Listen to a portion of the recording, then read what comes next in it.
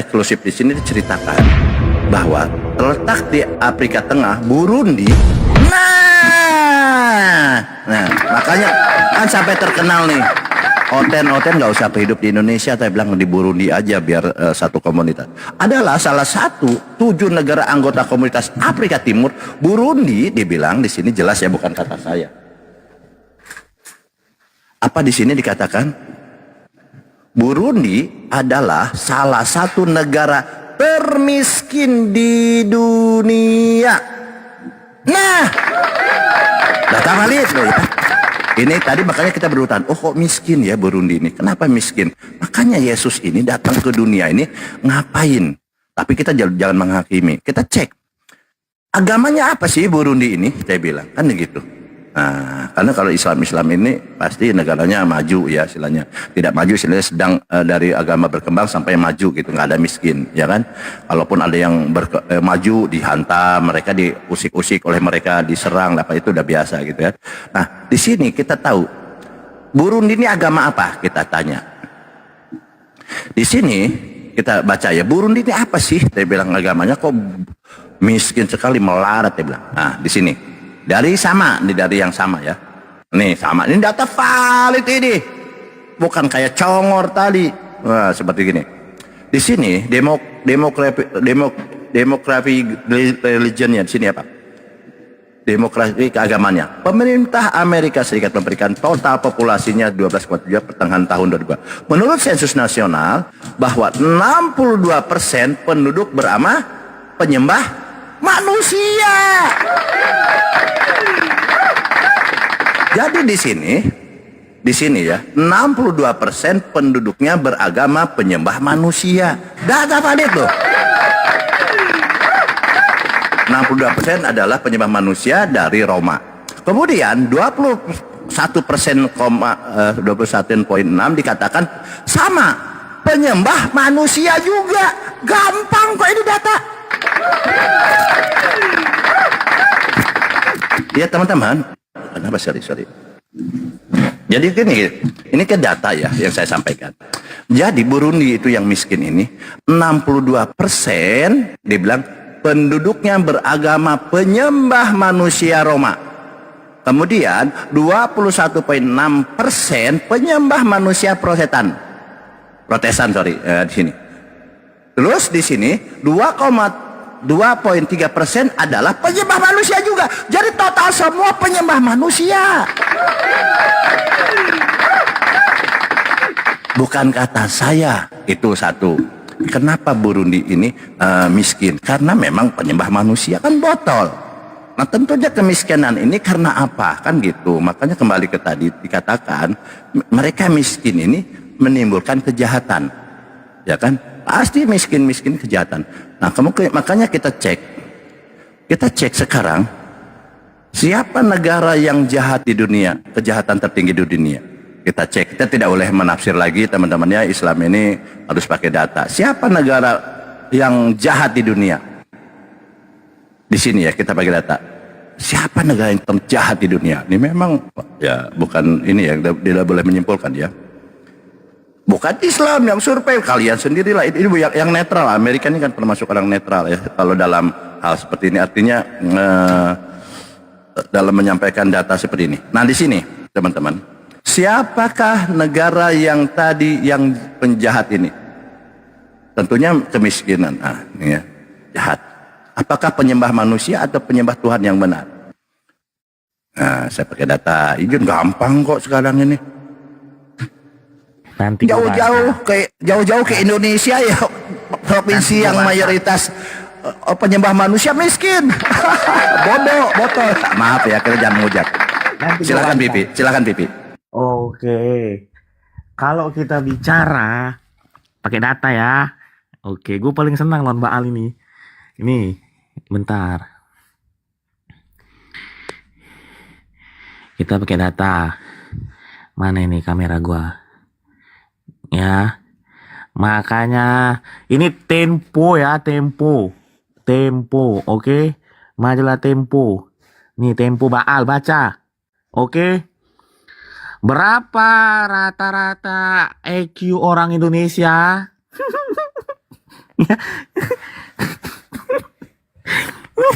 Tempo Baal. Ya, rata-rata EQ orang Indonesia 78,49 Baal. Cuma beda tipis sama gorila Baal. Agama apa paling banyak di Indonesia? Tepuk tangan Baal. Terus yang kedua Baal. Ngaco kau. Lah kok ngaco itu Tempo? Kok ngaco? Nih Baal. 10 negara paling aman 2025 Baal. Islandia, Irlandia, Selandia Baru, Australia, Swiss, Singapura, Portugal. Pertanyaan saya Baal, ada nggak dari sana Baal yang aman? Tak ada. Tepuk tangan Baal. Kok nggak tepuk tangan gua? Kok nggak tepuk tangan Baal? Itu Baal. Terus yang ketiga, yang saya katakan tadi, kalau kita bicara Indonesia, saya nggak takut kritik. Makanya saya bilang Indonesia ini aneh bin ajaib. Negaranya dengan populasi terbanyak, EQ-nya paling rendah. Bahkan tuh disindir di media sosial. EQ kita beda tipis sama gorila. Gorila berapa Baal? 70. Pertanyaan saya Baal, kenapa EQ kita 78? Padahal kita mayoritas nggak Baal, betul? Baal kan mayoritas. Kenapa mayoritas EQ 78 Baal? Silakan jawab. Terima kasih. Jadi yang disampaikan tadi dia mengutip Tempo ya. Itu saya bilang Oten botol ini. Tadi dia menggunakan sabar dulu. Dia menggunakan jangan panas. Miss Universe tadi itu. Dia kaget. Oh, Miss Universe ini adalah dari Kristen, dari Oten juga, dari Kristen. Dia makanya juara terus. Ah, itu kan. Nobel. Saya pakai Nobel. Saya ini kan bijaksana, bijak sini, bijak situ. Dia bicara Nobel, ya kan? Dia bicara Nobel. Siapa yang buat Nobel? Ya mereka sendiri, jurinya mereka, pesertanya mereka, ya yang juara ya mereka. Tadi menggunakan tentang AQ dan lain-lain, mengutip tentang Tempo dan lain. Tempo yang punya siapa? Kalian juga. Berarti Tempo bohong. Jadi apapun. Enggak, Tempo bohong. Ya, saya tidak mengatakan bohong. Saya tidak mengatakan bohong. Saya tidak mengatakan bohong. Saya katakan Tempo itu milik kalian. Kok milik Kristen? Gampang kok.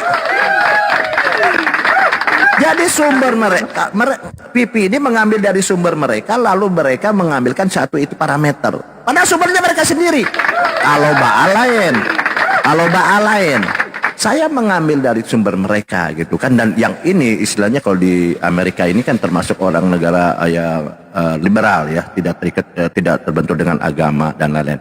Kalian mengutip dari Tempo. Tempo ini siapa? Tentunya orang-orang Kristen lah, ya kan? Kalau di Indonesia itu beragama ini ada satu kewajiban kan, makanya di KTP harus ada agama seperti itu ya, sesuai dengan Undang-Undang Dasar Pasal 21 itu kan seperti itu, jadi beragama. Jadinya siapa? Kristen. Tapi nggak apa-apa lah, itu kan suatu hiburan, mereka menghibur diri. Oke, kita lanjut. Sekarang kita lanjut ya, sudah saya tanggapi. Jadi gini teman-teman, kenapa saya bilang Yesus ini datang ini tidak bermanfaat buat dunia itu ya? Tidak bermanfaat. Dia menciptakan kemiskinan tadi Kristen. Di Indonesia juga ya Kristen yang miskin-miskin itu kan, ya kan? Terus sekarang tadi loncat tentang kejahatan. Kenapa Yesus tidak bermanfaat buat dunia ya? Buat kemiskinan, kejahatan, pemerkosaan. Kita bahas siapa yang kejahatan di sini? Oh, kita pakai data ya. Maaf ya kita nih. Nah di sini teman-teman, siapa tingkat kejahatan tertinggi di dunia? Di sini.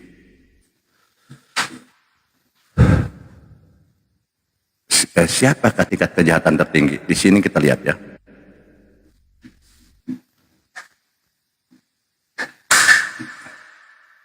Nah, sebentar, kita pakai data ya Pi ya. Jadi data tuh yang netral dikit lah gitu. Gak bisa menang lawan Mbak Alin, tercerdas orangnya. dia survei sendiri, dia nilai sendiri. Oke, mana saya bilang. Oke, gak apa-apa, tapi kita hormati lah, itulah mereka ya. Itu artinya dia bagaimana supaya eksis, dia harus begitu. Dia bagaimana Kristen supaya eksis, kelihatannya begini gitu ya. Sebentar.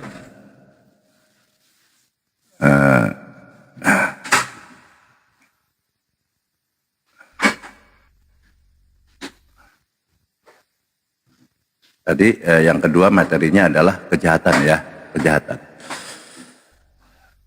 Negara yang paling jahat di dunia siapa? Baal. Nah, kan gitu. Di sini saya pakai data, ternyata ini penyembah manusia juga, bukan kata saya loh. Ya kan? Kelamaan. Enggak, ini kan memang edukasi itu seperti itu. Edukasi itu harus sabar, karena ini adalah bicara kebenaran. Kita tidak boleh mengklaim ya. Jadi bicara kebenaran. Pakai data kan? Iya makanya. Tadi data itu dari mana sumbernya? Nah, di sini ya. Lihat sini ya. Silakan. Ini kita ngambil dari Karisten. Anda pakai Tempo, saya pakai, coba ya. Ini bukan kata saya loh ya. Kalau Islam mungkin yang bercerita, oh Kristen bodoh jahat, ini dari Islam, oke, itu klaim. Nah, seperti yang Vivi ini hanya klaim-klaim, kan begitu. Nah, coba kita baca di sini ya teman-teman. Izin, ini Tempo loh ya. Kompas. Kompas ini kalau nggak salah ini komando pastur. Pasti kan bukan Islam lah. Makanya maaf, dari dulu saya tidak pernah berlangganan ini ya, karena memang ini mereka punya gini. Kompas ini kalau nggak salah katanya komando pastur, mereka yang bikin. Nah di sini teman-temannya, ini jelas mereka pengakuan. Ah ini baru pengakuan, ini kita uji.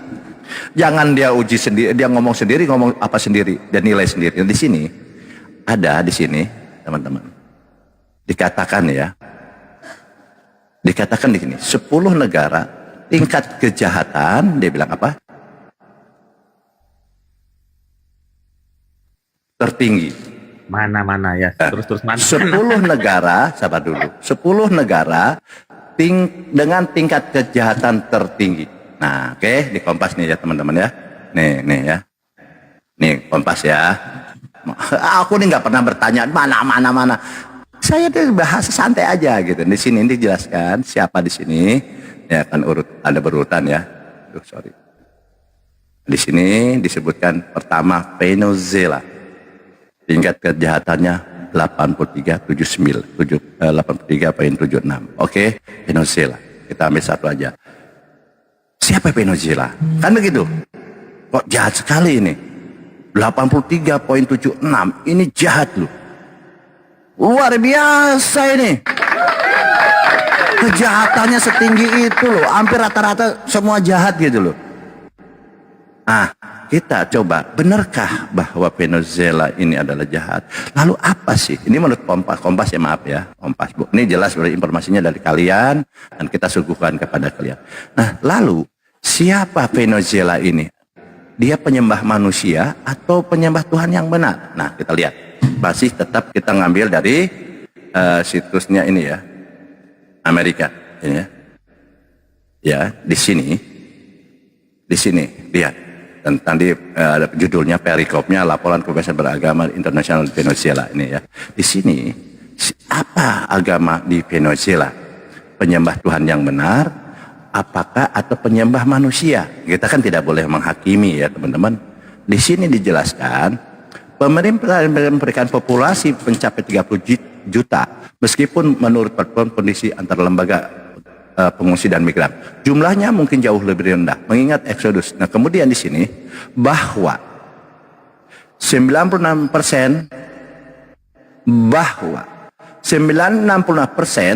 ini ya, Venezuela ini penduduknya beragama penyembah manusia. Nah,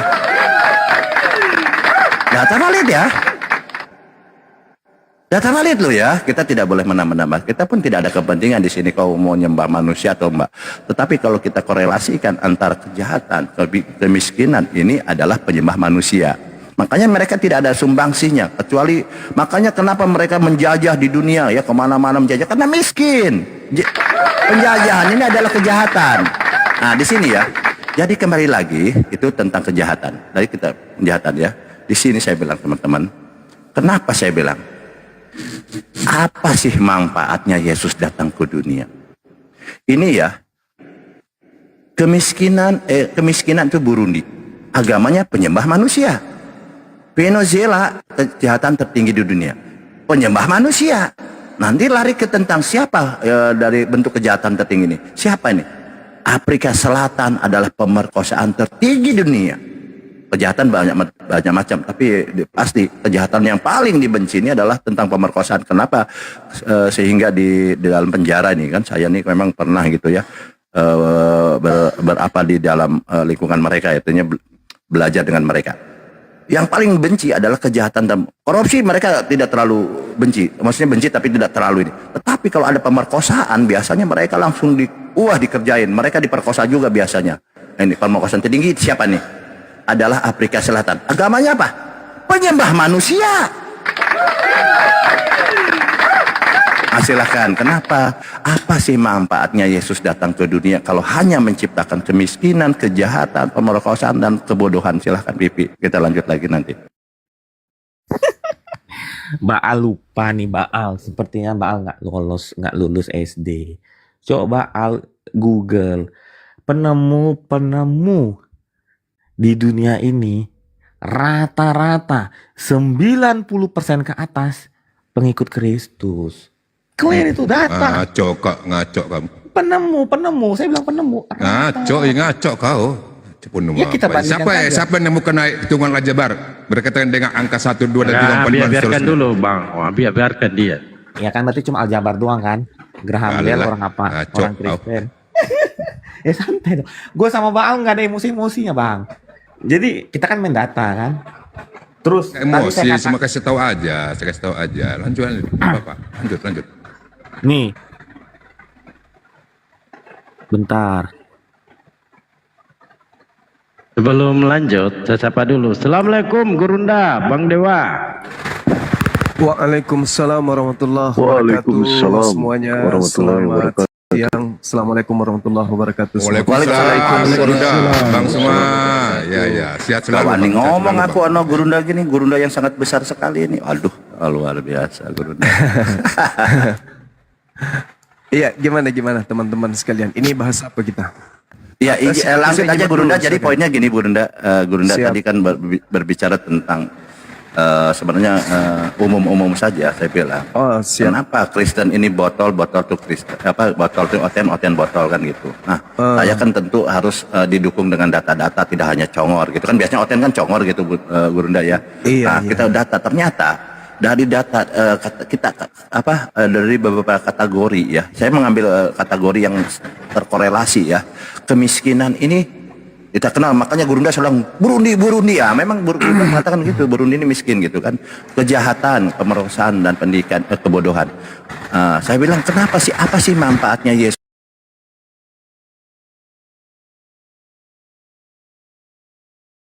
ini? Biar.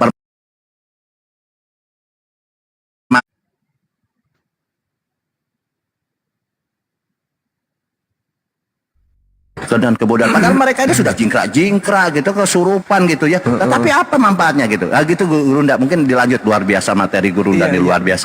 Lanjut. Baik. Jadi izinkan saya dulu bernarasi ya, yang merasa pintar nanti atau yang merasa orang bodoh yang belagu pintar, boleh nanti tanggapin. Dengarkan pernyataan saya sebagai seorang apologet Muslim yang diutus ke atas muka bumi ini untuk mencerdaskan manusia.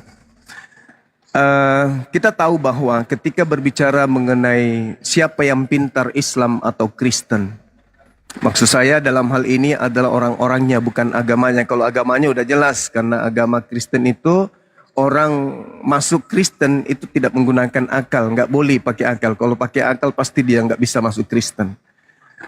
Terkait dengan ilmu kita berbicara, memang orang-orang Barat ketika mereka menulis, maksud saya di sini adalah Barat tradisional ya. Semua ilmu pengetahuan, semua peradaban, sejatinya mereka menuliskan bahwa itu semua berasal dari warisan Yunani. Warisan ini kemudian menurut mereka hilang beberapa abad, lalu kembali tatkala Eropa muncul pada abad ke-15-16, dan itu diputar terus, diupayakan bahwasanya seluruh keilmuan itu berasal dari mereka. Ini saatnya kita paham bahwasanya klaim itu sangatlah keliru. Klaim itu sangat keliru. Kenapa? Karena dalam faktanya, sains seperti matematika, kimia, fisika, geografi, apalagi semua termasuk kedokteran, yang muncul kemudian pada abad ke-16 Masehi, itu jelas sekali tidak memiliki kemiripan dengan apa yang ditinggalkan oleh orang-orang Yunani. Tak ada kesamaan, tak ada warna yang sama, tak ada bentuk yang sama, tak ada upaya yang sama, di mana keilmuan yang muncul pada abad ke-15-16 itu berkesesuaian dengan peninggalan-peninggalan Romawi atau Yunani kuno. Artinya bahwa telah terjadi adanya adaptasi, kalau dalam bahasa ilmiahnya sintesa kreatif, sebagai apa yang dilakukan oleh sarjana-sarjana muslim, bahwasanya disiplin ilmu yang muncul seperti astronomi, geografi, mekanika, kimia, matematika, kedokteran, militer, bla bla bla dan seterusnya itu dalam faktanya pada peradaban Islam yang bukan Yunani, justru mereka lah yang menemukan bahwa kertas, percetakan, irigasi, kincir angin, teknik pertanian, teknologi, terus kemudian segala yang ada pada hari ini seperti produksi industri, itu semuanya berasal dari produk dan pemikiran oknum Islam yang adalah Muslim. Jadi dalam perkembangannya, sarjana-sarjana Barat itu memperoleh pengetahuan setelah Spanyol, dalam hal ini Islam, itu ditaklukkan. Jadi setelah Islam itu ditaklukkan, Spanyol itu ditaklukkan, terjadilah kontak orang-orang Barat dengan Muslim yang berlangsung sangat-sangat masif pada abad 11 dan abad ke-12. Lalu sarjana-sarjana Eropa ini, teman-teman, menerjemahkan kemudian buku-buku temuan-temuan ilmuwan Islam yang dalam bahasa Arab. Dengan demikian, apa yang terjadi? Jadi dunia itu digalakkan supaya dunia itu melupakan semua sejarah-sejarah di mana disiplin ilmu itu sebenarnya sumbernya dari Islam. Kenapa? Karena Al-Quran. Bible nggak bisa dijadikan sebagai acuan ilmu. Nggak ada itu, nggak ada. Jadi berangsur-angsur pengetahuan Arab ini beralih kepada masa Eropa Latin. Itu fakta, itu real. Gak bisa dibantai itu. Jadi awalnya orang-orang Yunani, orang-orang Romawi itu tidak memiliki wadah formal berupa universitas. Itu gak ada. Orang Roma, orang Yunani, pada awalnya mereka tidak memiliki universitas. Universitas itu muncul karena adanya produk dunia Islam abad pertengahan. Itu fakta. Itu fakta, itu real. Sehingga umat Islam yang tahu hal ini, itu nanti bisa menjelaskan bahwasanya disiplin ilmu yang muncul seperti bagaimana orang-orang Barat bisa menginstruksikan diagram mesin pesawat terbang, itu asalnya dari Islam semua, Pak. Islam semua. Kenapa? Universitas abad pertengahan itu adalah produk Islam. Tidak ada dari produk kafir itu, tidak ada. Ndek narakepeng, nggak ada. Nanti sekarang setelah mereka menguasai kemudian yang namanya media, diputar balikkan semuanya tuh. Diputar balikkan. Seakan-akan sumbernya dari mereka. Pret. Tak ada itu. Tak ada. Sumber keilmuan itu berasal dari dunia Islam. Mereka yang mengambil buku-buku Islam, menerjemahkan, kemudian lalu mereka mengembangkan, lalu mereka mengklaim. Itu asalnya dari mereka. Enggak. Enggak ada itu. Contoh misalnya nih, contoh yang saya katakan tadi, bagaimana mereka orang Barat ini mengonstruksi diagram mesin pesawat terbang. Lalu kemudian mereka menganggap bahwa yang pertama memikirkan penerbangan manusia itu adalah mereka. Padahal itu hoax. Itu hoax. Sebenarnya pada tahun antara 877 sampai 878, 79, ada seorang Muslim dari Spanyol yang menemukan itu. Dia adalah seorang insinyur dari Universitas Peradaban Arab Islam. Namanya mirip-mirip nama saya sih sebenarnya, tapi Ya nggak apa-apa lah. Namanya itu Abbas bin Firnas. Dia yang menemukan kemudian instruksi diagram mesin pesawat terbang yang kemudian diklaim oleh orang barat yang bernama bernama Roger Bacon. Itu sejarah yang tidak bisa tertutupi. Karena mereka memang kerjanya merampas, mencuri, merampas. Maka apa yang terjadi? Mereka mengklaim bahwa ilmuwan-ilmuwan yang pertama kali menemukan hal itu adalah dari barat. Padahal no. Terkait dengan pesawat, yang menemukan itu adalah seorang penerbang dari Spanyol bernama Abbas bin Firnas. Itu fakta real. Kemudian ketika berbicara mengenai kita ambil contoh di dalam uraian orang-orang barat, apa yang mereka temukan.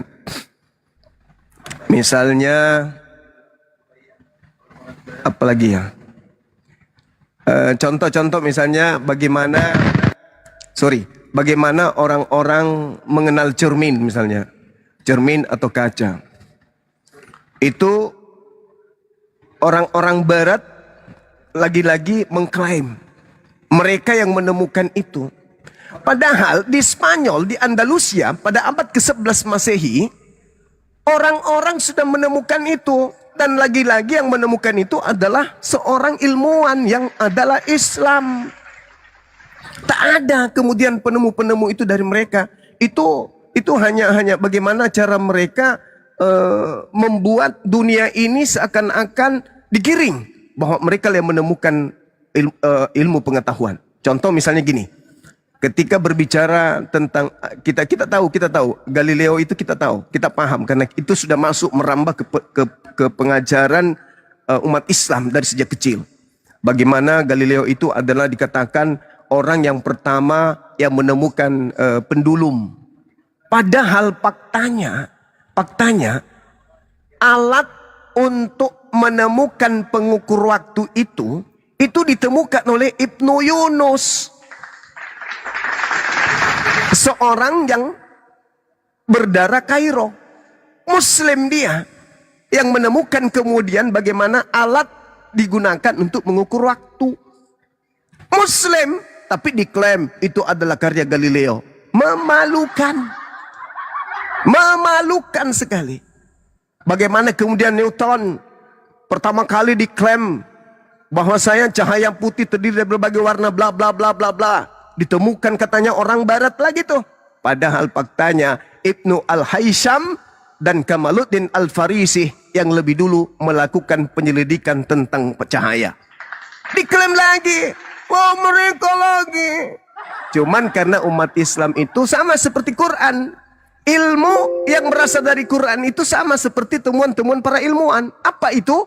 Ketika kemudian Allah Subhanahu wa taala menjelaskan bahwa Nabi Muhammad diwahyukan padanya Al-Quran untuk Nabi Muhammad uraikan isinya. Bil bayyinati waz zubur wa anzalna ilaika dzikra litubayyana linnas ma nuzila ilaihim wa la'allahum yatafakkarun. Nabi Muhammad diutus untuk menjelaskan Al-Quran. Begitu juga para ilmuwan. Para ilmuwan hanya menjelaskan, ini loh unsur cahaya itu begini, alatnya itu begini, bla bla bla bla. Setelahnya diserahkan kepada dunia. Bagaimana bisa mengembangkan ilmu tersebut yang bermanfaat bagi seluruh umat manusia, terlepas apapun agamanya. Tapi yang di sebelah mengklaim itu adalah kami yang menemukan itu. Pret. Kalau menemukan taring babi ya mungkin. Tapi kalau dalam perspektif ilmu sains, itu semuanya sumbernya dari Quran. Kalau ada di antara mereka pintar, ya itu karena mereka belajar. Belajar apa? Belajar tentang duniawi. Ilmu umum, ilmu fisika, ilmu eksakta. Bukan Bible. Coba aja belajar Bible kalau mau pintar. Pret! Mau pintar belajar Bible, gimana ceritanya? Apa yang bisa pintar Gurunda, nggak bisa pintar kalau Bible dia, nggak bisa pintar pun Gurunda. Tadi malam aja. Menceleng. Tadi malam saya diskusi teman-teman. Saya tanya, mana duluan? Mana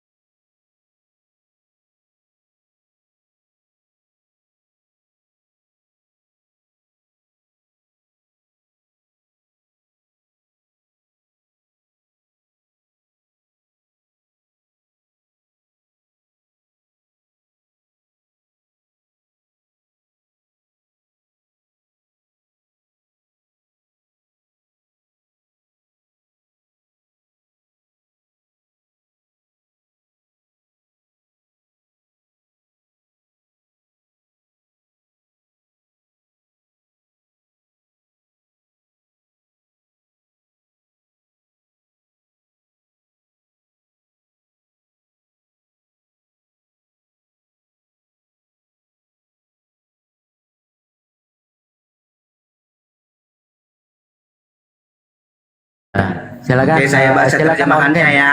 Nanti Netflix tanggal 18 mulai. Silakan Anda nonton, lihat Gigi Boneng di situ main. Nggak ada masker di situ. Jadi film saya main tanggal 18 di Netflix itu Anda bisa nonton. Nanti kita ukur siapa yang panjang giginya, gigimu atau gigiku kan gitu. Lanjut teman-teman, lanjut. Jadi teman-teman Oten yang mau naik kan sederhana syaratnya di sini. Syaratnya di sini jadi manusia aja. Itu aja, mau bawa data atau apa nggak perlu. Karena tidak ada satu Kristen pun di muka bumi ini percaya Yesus, nggak ada. Jadi nggak perlu bawa data, minimal bawa ini, bawa akal aja. Jadi syarat untuk naik di sini jadi manusia lah. Nah setelah turun terserah Anda mau jadi tuyul, mau jadi apa ya terserah lah, bebas. Karena di dalam Islam itu la ikra fidin, tidak ada paksaan. Anda silakan tetap jadi Kristen, tapi minimal kalau naik di Komal di sini jadi manusia dulu, jangan jadi tuyul, ya. Iya, iya. Ya silakan Kristen-Kristen ada 2 tempat, silakan naik. Kalau tidak mau naik, kami naikkan. Oke, terima kasih Gurunda, luar biasa ya keilmuan Sama-sama, ya. Gurunda ini. Saya bilang memang ini jangan memanggil hanya Gurunda saja ya, Gurunda yang sangat besar gitu ya. Karena dia dari apapun, betul dari apapun dia memang paham gitu, dan memang gaya oratornya kita tidak ada yang bisa niru selama ini. Saya juga khawatir kalau Gurunda ini kan dengan usia dan kesibukan, nanti siapa generasi berikutnya? Ini oratornya, gaya oratornya yang tidak ada. Mungkin secara keilmuan banyak yang bisa mengikuti, tetapi secara gaya penyampaiannya itu yang nggak bisa kita tirunya. Ini karakter yang dibawa dari lahir seperti itu. Nah Gurunda, saya bertanya tadi kan sudah dibahas tentang keilmuan dan lain-lain gitu kan ya. Nah ada satu ini kelompok atau satu agama yang mengatakan bahwa tuh apa ya seperti itulah ya, kita tidak perlu bahas lagi. Nah tapi yang saya mau ingin penjelasan, ini banyak nih yang ingin belajar tentang tadi permata ya Bun ya, apa mutiara ya mutiara ini apa maksudnya nih, kok ada di bawah-bawah mutiara, kan kasihan si mutiara tiap hari diomongin terus mutiara nih. Silakan Bun. Jadi gini, kenapa kemudian orang-orang Yahudi itu dikenal pintar, cerdas? Karena mereka memiliki mutiara. Apa mutiara itu? Mutiara itu adalah pengajaran tentang kebenaran yang meskipun pada ujungnya mereka melemparkan kemudian ke belakang pundak mereka. Mereka lebih mencintai kemudian hidup sesuai dengan penafsiran mereka sendiri. Maka dikatakan dalam Al-Quran mereka orang yang dimurkai. Sedangkan kalau berbicara tentang Islam, sebelum kita masuk ke mutiara, Al-Quran setelah melihat keadaan mereka, Allah menyampaikan berita gaib itu kepada baginda Rasulullah Muhammad SAW. Maka Allah mengajarkan kepada Nabi Muhammad dan kepada umatnya, wala takfu ma laysa laka bihi ilmu. Jangan engkau mengikuti sesuatu yang tidak dibarengi dengan ilmu, yang kamu tidak ketahui. Kata Allah, inna sam'a wal basar wal fu'adah kullu ulaika kana anhu mas'ula. Sesungguhnya pendengaran, penglihatan dan hati nurani, semua itu akan diminta pertanggungjawabannya kelak. Jadi Islam itu ketika berbicara mengenai dimensi demi dimensi, mereka harus berlandaskan kepada ilmu. Kalau ilmunya tidak pasti bagi mereka, maka mereka memiliki hikmah. Apa itu?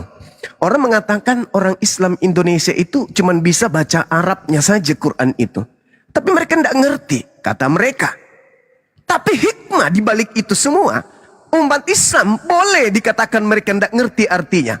Tapi dalam tatanan beragama, mereka berhikmat. Apa itu berhikmat? Mereka memiliki intisari daripada keilmuan itu sendiri. Faktanya, belum ada orang Islam sholat maghrib di masjid, yang lainnya 2 rakaat, yang lainnya 3 rakaat, yang lainnya 1 rakaat, yang lainnya 10 rakaat. Semua, baik yang mengerti maupun yang tidak mengerti, mereka semua memiliki ilmu hikmah. Maghrib ya 3 rakaat. Itu fakta, itu real. Jadi ketika dikatakan dikatakan mutiara jangan kau berikan kepada babi, ini dulu sekali lagi saya katakan, pertama kali saya membaca dalil ini, itu saya sangat sedih. Kenapa sedih? Karena saya paham betul. Uraian, rangkaian, semua kisi-kisi, referensi Yesus sebagai dosen kepada mahasiswanya orang-orang Yahudi, itu selalu merujuk kepada objek. Pengajarannya, objeknya itu jelas. Siapa mereka objeknya? Bani Israel.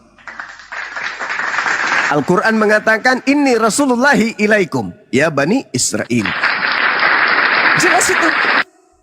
Yesus di dalam Bible berdasarkan pewarta yang mencatat, konon Yesus melarang ke-12 muridnya ke bangsa lain, tapi hanya ke domba-domba yang sesat dari Bani Israel. Alhasil, ketika mereka mendengarkan ucapan-ucapan Yesus sebagai guru, jangan kau melemparkan barang-barang kudus, jangan kau memberikan barang kudus kepada anjing. Mereka udah paham tuh anjingnya siapa. Dan jangan kau melemparkan mutiara kepada babi. Mereka juga paham siapa babinya. Sekarang ada anjing dan babi juga ingin menggunakan dalil itu dilemparkan kepada Islam. Jadi saya sering tertawa ketika saya berdebat dengan orang-orang onyeng ini kan. Temannya mengatakan begini, jangan kau lawan Suma, jangan kau berikan mutiara kepada anjing katanya. Hah? Seakan-akan Yesus berbicara kepada mereka kala itu. Inilah mereka tidak paham konteks. Mereka tidak mengerti bahwasanya Yesus justru berkata kepada Bani Israel agar jangan melemparkan mutiara dan barang kudus kepada Roma dan Yunan. Apa barang kudus itu? Barang kudus itu jelas adalah Taurat, Zabur, Injil, Pengkhotbah, Daniel, Yeremia, Samuel. Itu barang kudus. Jangan kau lemparkan. Makanya di dalam kaidah-kaidah pengajaran orang-orang Yahudi, Taurat itu hanya untuk mereka. Kalau ada yang menggunakan kemudian terjemahan-terjemahan kitab mereka, ya derita lo. Mau kepalamu gepeng, mau cila, mau botak, terserah lo, itu urusan lo. Yang penting jangan kau ganggu kemudian mutiara. Jangan kau ganggu kemudian mutiara yang datang kepada kami yang adalah barang kudus itu. Jangan kau mengganggu Torah kami, jangan kau mengganggu sinagoge kami, jangan kau mengganggu kemudian orang-orang kudus kami. Makanya, sahabat-sahabat yang dimuliakan oleh Allah, kenapa orang Islam boleh lalu lalang di Yerusalem, di Palestina? Kenapa tak ada sejarahnya orang Islam diludahi di sana?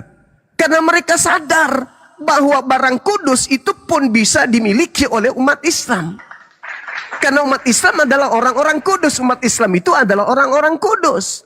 Barang kudus umat Islam itu. Karena mereka tidak makan makanan yang diharamkan. Karena mereka juga memotong kulub mereka yang sebagai perjanjian kekal.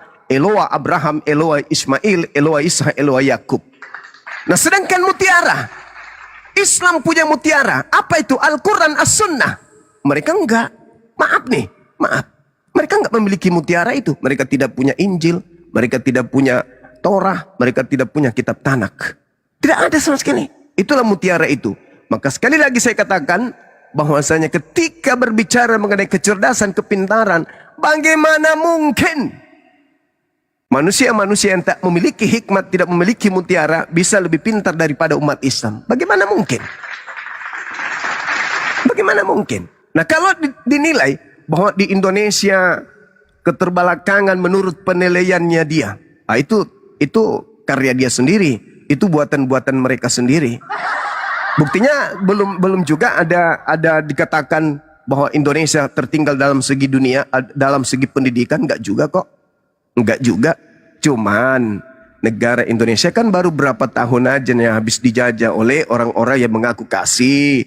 350 tahun Nusantara ini, anak-anak bangsa itu dikekang dengan penderitaan, dilumpuhkan keilmuannya, ya, dihapuskan kecerdasannya, kebebasan berfikirnya kemudian dirampas. Jadi jangan salahkan umat Islam, enggak, salahkan yang melakukan penekanan dan perampas hak anak manusia. Mereka merampas. Andai saja tak ada penjajahan, kita bisa bersaing dengan Amerika. Negara Indonesia SDM-nya unggul-unggul kok. Orang Indonesia alamnya luar biasa kok. Malah orang luar negeri yang masuk ke Nusantara ini mengambil barang yang ada di Indonesia kok. Bukti bahwa Indonesia berpotensi. Andai saja kita start dengan Amerika sejak awal tak ada penjajahan, saya yakin Indonesia jauh lebih unggul daripada Amerika itu sendiri. Tapi kan selama ini kita dikekang. Iya kan? Dikekang, dikebiri, dirampas, dirampok, diteror. Selama 350 tahun lamanya. Itu fakta, itu real. Andai saja penjajahan di atas bumi ini dihapuskan, Indonesia juga hanya dengan modal tahu tempe bisa bersaing dengan orang-orang barat. Toh ilmunya dari Islam juga kok. Itu fakta, itu real. Jadi jangan sombong. Jangan sombong. Anda mengatakan Indonesia terbelakang. No. Indonesia itu ada orang-orang cerdas. Hanya ruang yang telat datang karena kita pernah dijajah oleh negara yang beragama aliteng selama 350 tahun. Waktu yang bukan singkat, tapi waktu yang begitu lama. Demikian. Izin Gurunda, boleh saya bertanya Gurunda Bang Suma? Boleh ya?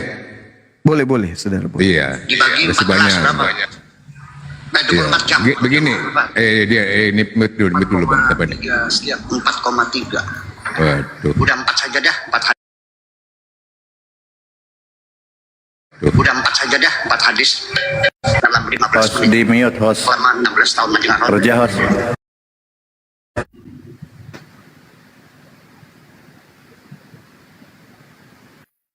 murtad dong. Host. Oleh karena itu, yuk sekarang kita berpikir. Kemana hostnya? Moderatornya di mute dulu lah. Jangan takut murtad dong. Jadi gini ya. Gitu. Iya, di mute gitu lah. Ya lanjut. Aku nanya dulu ya, bentar Bang ya. Aku nanya dulu sebentar ya. Izin Mundal Boy, aku nanya sama Gurunda ya. Aku nanya sama Gurunda sebentar ya. Izin ya Mundal Boy. Aku nanya ya sama Gurunda ya. Tunggu dulu, kita ini dulu Pak. Jangan nafsu juga. Bukan nafsu, ini yang bikin mana. Tunggu dulu, saya sampaikan dulu. Tadi Teman-teman teman kita itu moderator di kenapa bawah, dia tadi itu? saya kepental Gurunda.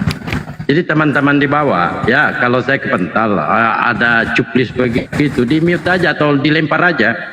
Tapi nggak butuh yang begitu-gituan. Ya, lanjut Bang Farid sama Ya, makasih. Makasih. Oh, ini Begini Bang Gurunda Bang Suma. Ya, saya Bang Gurunda. Saya. Oke. Lanjut. Siap. Lanjut. Maaf ya, gini Gurunda Bang Suma. Kan dikatakan di dalam Keluaran 3 Nur 6 gitu kan, di situ dikatakan bahwa akulah Allah nenek moyangmu. Allahnya nenek Allahnya Abraham, Allahnya Yakub dan Allahnya Ishak. Lantas kemudian Gurunda Bang Suma, apa yang salah ketika Al-Quran menjelaskan dalam surah Al-Baqarah ayat 133 dikatakan bahwasanya agama para nabi terdahulu sebelum Rasulullah itu adalah agama Muslim atau Islam. Iya. Kira-kira apa yang salah Gurunda Bang Suma? Coba kita kompresikan Gurunda, silakan. Jadi sebenarnya tidak ada yang salah pada diri kita sebagai Muslim. Kenapa? Karena Islam datang di tengah-tengah bangsa jahiliyah. Baginda Rasulullah Muhammad SAW tidak mengatakan, hei orang-orang Quraisy, apa yang kalian sembah, yang kalian tidak kenal, aku datang memperkenalkan kepadamu dalam nama Allah. Itu kan tak ada. Ada enggak? Enggak ada. Nabi Muhammad datang menghabisi seluruh berhala-berhala yang disembah oleh mereka. Bagaimana dengan Paulus ketika ke Athena? melanjutkan ajaran orang-orang Athena. Tapi kalau di Islam, Nabi Muhammad datang menghancurkan semua sembahan-sembahan orang Arab kala itu, lalu mengajarkan mereka untuk menyembah kepada Eloah Abraham. Kulu amanna billah wa ma unzila ilaina wa ma unzila ila Ibrahim wa Ismail wa Ishaq wa Yaqub wal asbati wa ma utiya Musa wa Isa wa ma utiya nabiyyuna min rabbihim la nufarriqu baina ahadim minhum wa nahnu lahu muslimun. Jadi orang Arab meninggalkan penyembahan dewa-dewa mereka menuju kepada ilah yang disembah oleh Nabi Ibrahim, Nabi Ismail, Nabi Ishak, Nabi Yakub dan keturunannya. Begitu juga Tuhan yang disembah oleh Nabi Musa dan Nabi Isa alaihissalam. Dihapuskan semua pengajaran jahiliyah, berhala-berhala semua dihapuskan. Lalu mengajak Arab untuk berkiblat kepada Tuhan yang disembah oleh Nabi Ibrahim alaihissalam.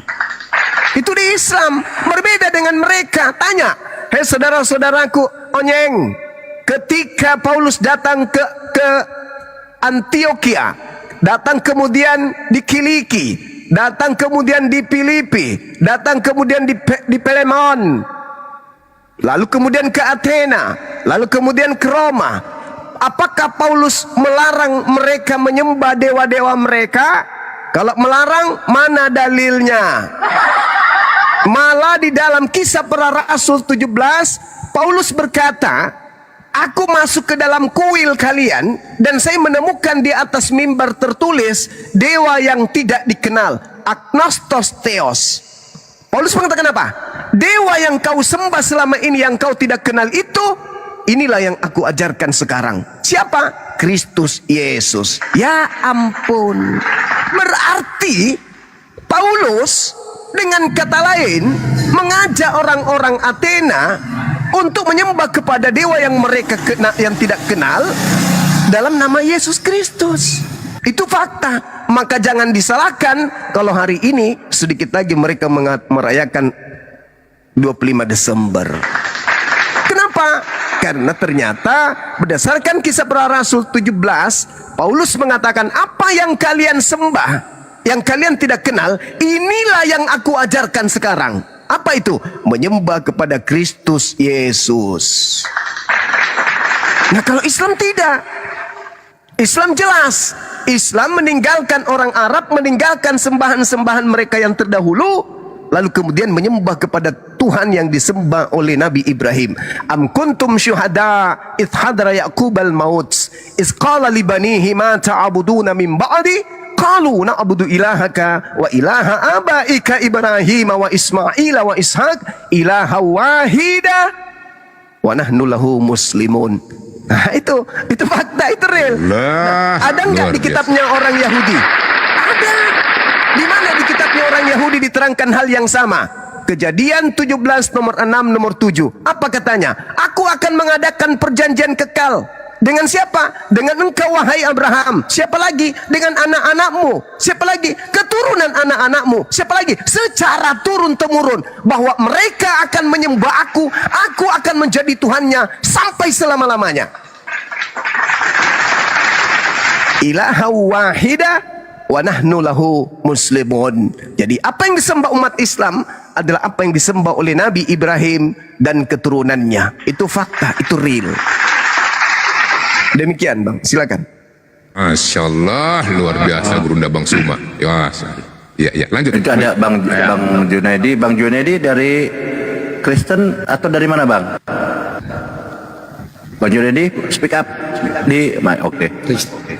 Oke, ada yang mau disampaikan ke Bang Juma, silahkan. Ini Bang Juma ini kan sebelumnya Anda berdiskusi santai ya, jangan ini ya. Bang Juma ini memang orangnya cerdas, cermat gitu, bijaksana, bijak sini, bijak situ gitu. Tetapi kalau kadang-kadang injak sana, injak sini, injak situ kalau otennya botol gitu ya, atau menghujat. Silahkan Bang Juma dengan Bang Junaidi. Silahkan Bang Junaidi diawali dulu, silahkan.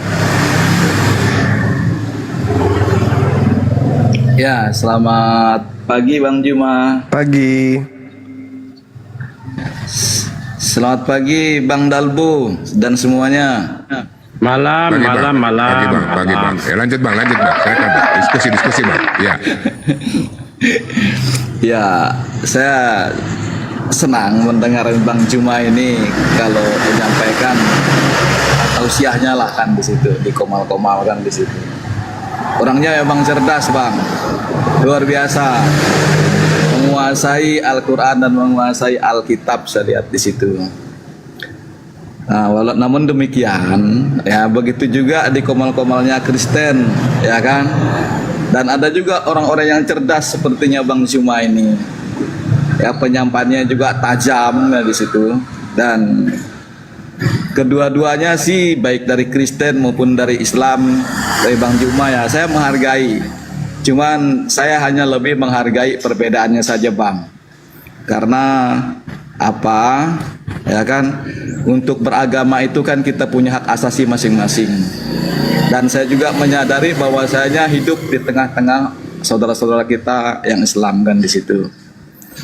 Di mana setiap keyakinan itu saya hargai. Saya tidak mau menjelekkan agama satu dengan agama yang lainnya dan tidak mau memaksakan kehendak kita ke saudara-saudara kita ke Muslim, ya, karena agama itu pilihan atau hak asasi masing-masing sih.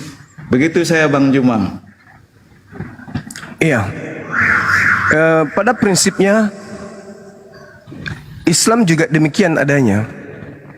Islam itu diajarkan kemudian bahwasanya dalam kaidah beragama tidak boleh mengikuti sesuatu yang tidak kamu ketahui. Tidak boleh. Itu di Islam, Bang. Maka ketika ada ajaran yang muncul dari barat untuk memurtadkan yang kami sebut kristenisasi atau gerakan-gerakan misionaris yang kemudian mereka menggaungkan amanat agung katanya, kami umat Islam itu tidak mudah mengikuti kemudian hal-hal seperti itu. Kenapa? Karena kami menganggap itu irasional. Itu irasional. Bahkan Al-Quran kami menjelaskan begini. Bismillahirrahmanirrahim. Wa qala innama takhastum min dunillah awthana mawadda bainikum. Mawaddata bainikum fil hayatid dunya. Summa yaumal qiyamah. Nah, ini masalahnya di sini. Yakfuru ba'dukum bi ba'd wa yal'anu ba'dukum ba'da. Wa ma'wakum nar wa ma lakum min nasirin. Nah, apa kata Allah dalam Al-Quran? Sesungguhnya apa yang kamu sembah selain Allah berupa berhala-berhala hanyalah untuk menciptakan kasih sayang di antara kamu dalam kehidupan dunia saja. Sifatnya sementara. Kemudian pada hari kiamat, sebagian kamu akan saling mengingkari, sebagian kamu akan saling mengutuk. Kenapa? Karena sebagian kalian mengajak kepada yang lain untuk mengikuti sesuatu yang sifatnya ilusi. Maka yang mengajak kemudian untuk murtad, yang menjanjikan di sini ada keselamatan, di sini ada keselamatan, itu akan saling mengutuk dengan yang dimurtadkan nanti di hadapan Allah. Lalu apa kata Al-Quran? Wa ma'wakumun nar wa ma lakum min nasirin. Tempatmu hanya neraka dan sekali-kali tidak ada penolong bagimu. Maka dalam rancangan keislaman, umat Islam ketika memilih sebuah keyakinan harus berlandaskan terhadap ilmu. Harus berlandaskan terhadap ilmu. Sehingga ketika umat Islam itu berilmu, mereka tidak akan berkata nanti di kehidupan berikutnya, "Lau kunna nasma'u aw na'qilu ma kunna fi ashabis sa'ir." Andai dulu ketika hidup di dunia kami mendengarkan, kami memikirkan peringatan-peringatan yang datang dari Islam, tentulah kami tidak termasuk dalam golongan para penghuni neraka sa'ir yang menyala-nyala. Umat Islam lebih dulu dilindungi dengan upaya Allah mengatakan, kalau kamu tidak menggunakan akalmu, kalau kamu tidak mendengarkan telingamu untuk mendengarkan, maka di akhirat kelak kamu akan berkata, kenapa dulu saya tidak mendengarkan, kenapa dulu saya tidak memikirkan, cuman ikut-ikutan doang. Hanya karena ibuku, ayahku agamanya ini, maka aku ikut-ikutan doang. Padahal kesempatan diberikan, ketemu dengan orang-orang Islam, punya akal sehat, hidup dalam kedamaian, tidak ada huru-hara, tidak ada perang, tidak ada tekanan, tapi justru membuat aku santai, bukan membuat saya belajar. Maka sekarang saya menyesal menjadi penghuni neraka. Umat Islam itu sudah dijaga lebih awal. Umat Islam itu dijaga lebih awal dengan Al-Quran memberikan pengajaran kemudian. Makanya dalam Al-Quran dikatakan, Kitabu anzalnahu ilaika mubarakul liyadabbaru ayatihi waliyazakkara ulul albab. Al-Quran ini kitab yang Allah turunkan kepadamu wahai Nabi Muhammad, yang penuh dengan berkah, agar supaya manusia menghayati ayat-ayat yang ada di dalamnya, dan orang-orang yang berakal sehat mendapatkan ilmu mutiara. Oh, Allah. Itu fakta dalam Al-Quran, itu fakta dalam Islam. Makanya setiap gerakan yang sentuhannya adalah sentuhan Islam pasti berdalil, pasti berdasarkan ilmu. Makanya di Islam itu syarat dengan keilmuan. Islam berdiri di atas ilmu, bukan di atas doktrin dan dogma. Sekali lagi saya katakan, kitabun anzalnahu ilaika mubarakul liyadabbaru ayatihi waliyatazakkaru wa ulul albab. Untuk mendapatkan pelajaran orang-orang yang berakal sehat. Ya, jadi Al-Quran itu hanya sinkron dengan orang yang berakal sehat. Tapi kalau di agama saudara, mohon maaf sekali lagi, justru mematikan akal sehat. Tidak bisa kita gunakan akal sehat ketika menelaah Kristen. Tidak bisa, nggak bisa nyambung. Karena yang satu kemudian irasional, sementara manusia kodratnya adalah manusia rasio. Memiliki apa rasio itu? Keseimbangan. Ketika ada sesuatu yang tidak seimbang, maka manusia akan menolak itu. Contoh, ketika dikatakan bara api itu dingin, rasio manusia mengatakan tidak, bara api itu panas. Islam mengatakan bara api itu panas, tapi kalau di agama Anda, bara api itu dingin. Itulah perbedaannya antara Anda dengan agama saya. Silakan. Ya, jadi saya memang melihat memang sangat signifikan perbedaannya di antara kita, Bang Juma, ya. Nah, saya terpanggil di dalam pelayanan ini, Bang Juma, ya. Karena di gereja-gereja itu kan dulunya saya membentuk suatu wadah yang namanya Kociba, Bang Juma. Kociba itu komunitas ciptaan baru yang saya ambil dasarnya dari 2 Korintus 5 ayat 17. Di situ menyatakan bahwa jadi siapa yang ada di dalam Kristus, ia adalah ciptaan baru. Yang lama sudah berlalu, sesungguhnya yang baru sudah datang. Kan di situ. Jadi, ya, sejauh saya terjun di dalam pelayanan ini untuk membina saudara-saudara kita yang dari Islam masuk ke Kristen, ya. Nah, saya tidak ada melihat ada kristenisasi di situ, Bang Juma, ya. Nah, di situ. Nah, itu hanya mungkin interpretasi dari saudara-saudara kita Muslim. Nah, di situ. Dan saya menyadari bahwa, ya, saudara-saudara kita ini, ya, masuk dari Islam ke Kristen ini kan. Nah, memang tidak semua sepenuhnya itu mengetahui tentang kekristenan. Nah, ada bisa beberapa tidak sampai 50% lah yang betul-betul, ya, dari Islam ke Kristen itu yang benar-benar menerima Yesus sebagai Tuhan dan Juru Selamat pribadinya. Nah, adapun sisanya itu biasanya terjadi karena perkawinan. Nah, karena itulah, ya, saya terbebani untuk memberikan penjelasan kepada mereka siapa itu Yesus yang sebenarnya, sehingga mereka harus tahu pasti. Jadi, ya, walaupun mereka masuk Kristen itu karena pernikahan, nah, bagaimana saya mengubah pemikiran-pemikiran mereka itu, ya kan, supaya mengikuti Yesus itu jangan karena pernikahan lagi, jangan karena suami atau karena istri. Nah, di situ. Jadi kita betul-betul memberi pembinaan yang sebenar-benarnya kepada mereka supaya mereka paham dengan kitab suci, ya, yang apa yang kita berikan kepada mereka. Makanya kita ada pertemuan-pertemuan di situ secara rutin di situ, ya, seminggu sekali kan di situ. Nah, itu beban pelayanan saya di situ, Bang Juma. Nah, itu. Kalaupun, ya, masalah mutiara itu, Bang Juma, ya, saya menyadari, ya kan, kalau kitab perjanjian lama dan kitab perjanjian baru itu sangat erat hubungannya, Bang Juma, kan di situ saya melihat, ya kan, karena apa, ya kan. Nah, perjanjian lama itu menjadi dasar perjanjian baru, saya lihat, Bang Juma, ya, di mana di dalam perjanjian lama itu, ya, itulah tentang penciptaan, tentang sejarah bangsa Israel, tentang hukum Taurat, dan tentang nubuatan-nubuatan para nabi. Nah, di situ dia. Dan semua itu untuk mempersiapkan kedatangan Yesus Kristus di situ, ya, di dalam perjanjian lama tersebut. Nah, justru nubuatan-nubuatan itu, Bang Juma, ya, digenapi di dalam perjanjian baru. Nah, apa?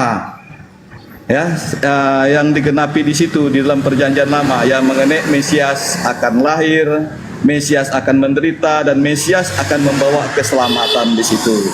Makanya Yesus berkata, aku datang bukan untuk meniadakan hukum Taurat, melainkan untuk menggenapinya.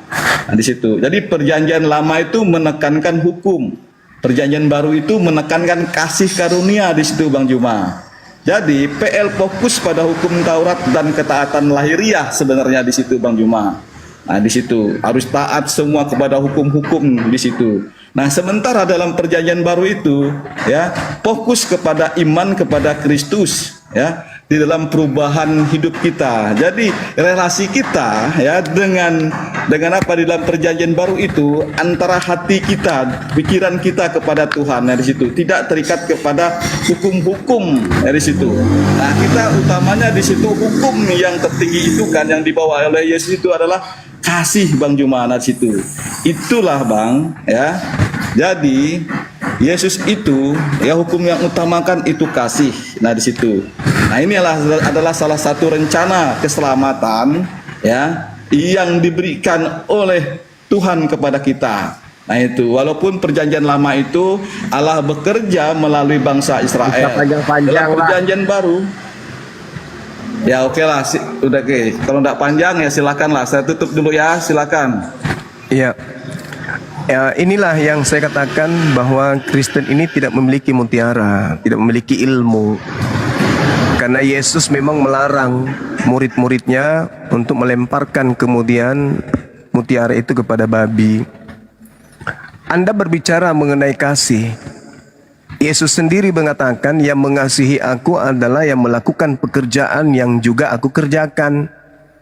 Apa yang Kristen kerjakan? Nggak ada.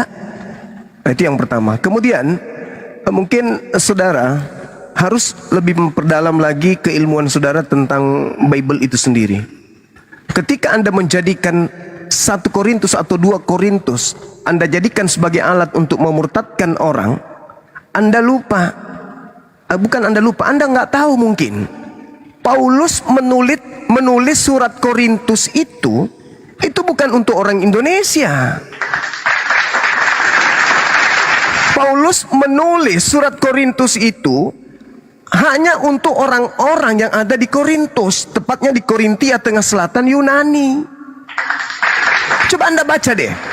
Dari Paulus yang oleh kehendak dewa Theos dipanggil menjadi apa itu?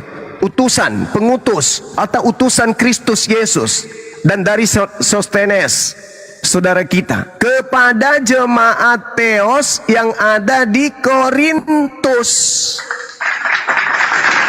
Jadi jangan ya sekali lagi kalau babi itu kan memang membabi buta babi itu ya. Dia nggak mau tahu apa itu, yang penting tak beraja dulu. Korintus itu surat Paulus untuk orang-orang yang ada di Korintia, tengah selatan Yunani, bukan untuk orang Indonesia. Datang ente memurtadkan orang Indonesia, harusnya Anda ke Yunani Selatan. Karena surat Korintus itu bukan diperuntukkan untuk seluruh manusia. Bukan. Nah inilah kelemahan saudara-saudara Kristen, tokoh-tokoh Kristen dalam beragama. Sekali lagi, dikarenakan tak ada mutiara bagi kalian. Yesus melarang.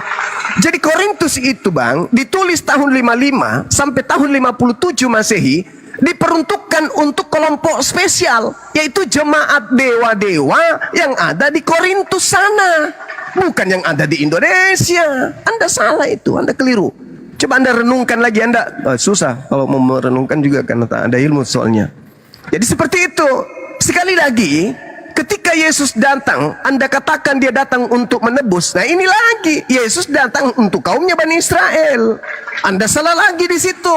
Seakan-akan Yesus datang untuk kalian. Nah sekali lagi, ilmu tidak diberikan kepada babi, makanya membabi buta, sengambat aja kan gitu. Yesus datang 3 tahun Bang mengajar, 3 tahun beliau mengajar.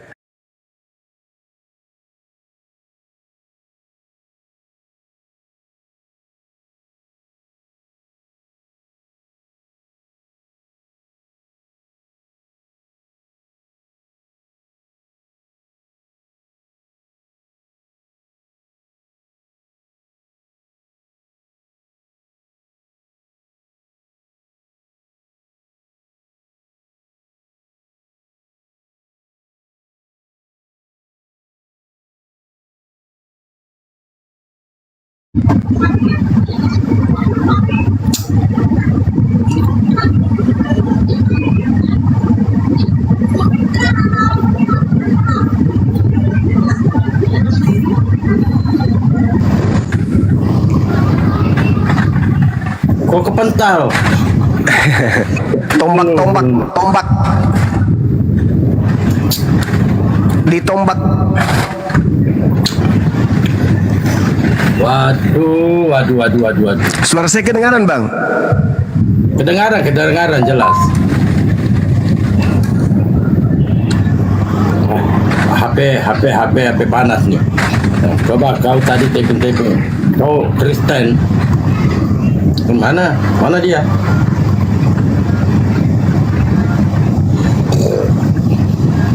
Banjune, naik lagi Banjune.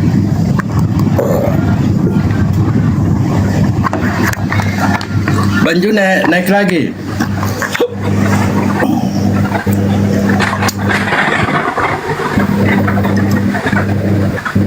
Oh, itu silakan.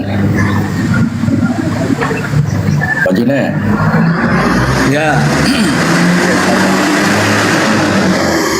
Jadi siapa yang dulu bicara Bang Dalbu?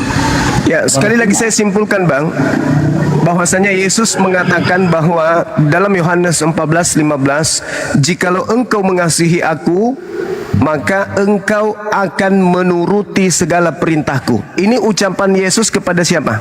Kepada murid-muridnya, bukan kepada Kristen. Apa perintahku? Jangan ke bangsa lain. Jangan kau berikan mutiara kepada anjing, kepada babi. Jangan kau lemparkan barang-barang kudus kepada anjing. Itu perintahku. Jikalau kamu mengasihi aku, jangan kau ajarkan ajaranku kepada orang Roma dan Yunani. Itu maksudnya. Jadi Anda salah kamar. Dan Yesus juga mengatakan dalam Yohanes 21 nomor 17, wahai Simon, anak Yohanes, jika engkau mengasihi aku, gembalakanlah domba-dombaku. Siapa dombaku? Bani Israel. Bukan Yunani, bukan Romawi, apalagi orang Indonesia. Begitu saudara. Jadi ada yang harus diperbaiki di kalian ini. Saya tahu kalian hanya terlanjur jadi Kristen, tapi kalau Anda ingin selamat, coba diulang lagi dari nol. Yesus turun ke bumi untuk siapa? Apa tujuannya turun ke bumi? Berdasarkan pengetahuan orang Yahudi dan berdasarkan pengetahuan Yesus sendiri. Jangan berdasarkan pengetahuan bapak-bapak gereja mula-mula. Karena gereja mula-mula itu Romawi Yunani, para penyembah dewa-dewa. Begitu Bang, silakan.